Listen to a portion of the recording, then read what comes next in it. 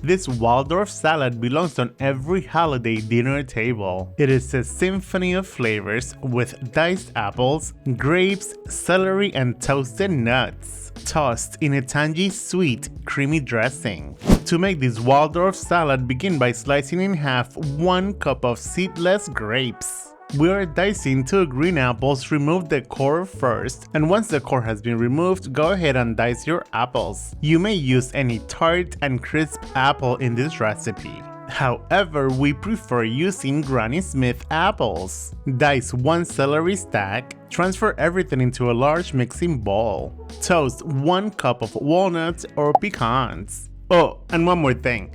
Get the full written recipe at kelvinskitchen.com. Add the toasted nuts to the salad. 2 tablespoons of fresh parsley. For the dressing, in a small mixing bowl, combine 3 tablespoons of mayo, followed by 3 tablespoons of sour cream, 1 tablespoon of honey, 1 tablespoon of fresh lemon juice, and half a teaspoon of kosher salt. Then mix to combine.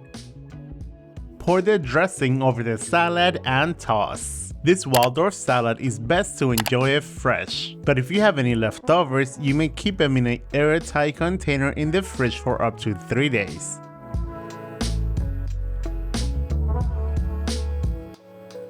And there you have it, classic Waldorf salad. Enjoy, buen provecho, thanks for watching, see you later, bye!